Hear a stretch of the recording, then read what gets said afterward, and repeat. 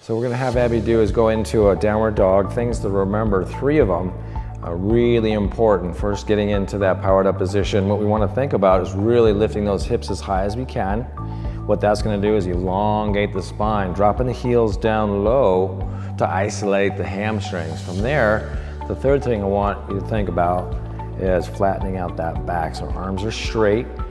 Again, elongating the spine, heels down low, isolating the hamstring as far as stretching, and again, flattening out that upper back. So she's doing a really good job of all that. All right, so what Abby's gonna do is go from downward dog into Chaturanga.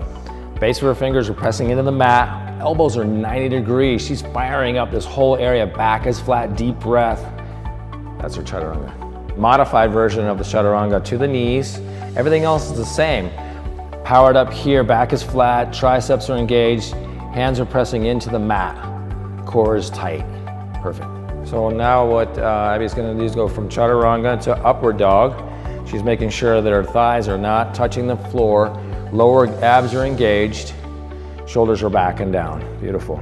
So what Abby's gonna be doing here is Warrior 1. Important thing about that is making sure that back foot is 45-degree angle. Shoulders are square to the front of the room, as is the hips. And as we get better at this, we're going to be able to isolate that more as far as, again, shoulders square, hips square.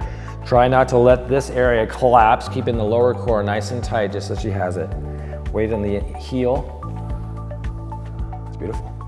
All right, so now Abby's going to do Warrior 2 pose. She's doing a really good job of squaring up the shoulders, squaring up the hips to the front of the room.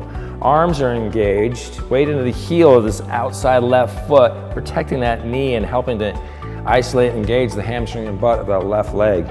Again, that right back foot is 90 degrees. There it is, beautiful. Abby's gonna go into her forward fold. Things to think about, her feet are set, evenly distributing that weight with both the feet. Relaxing the head, relaxing the shoulders, area of focus as far as stretch, hamstrings. Slight bend in the knee to protect that back, or the hamstrings if they're super tight. So what Abby's gonna do is the chair pose.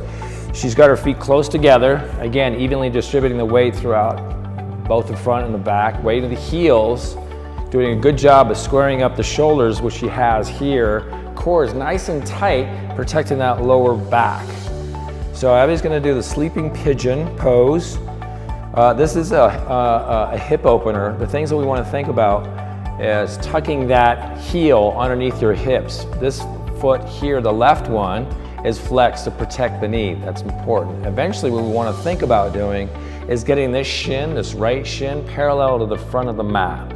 She's doing a good job of relaxing the upper body and allowing that stretch, get into the hip flexors. What Abby's gonna do here is a modified version of the pigeon pose called the figure 4.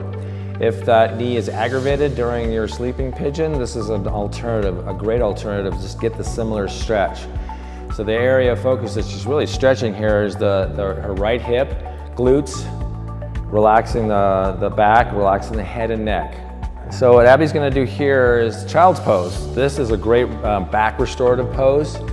So what she's doing is relaxing that head, and that's gonna allow more relaxation of the spine, hips.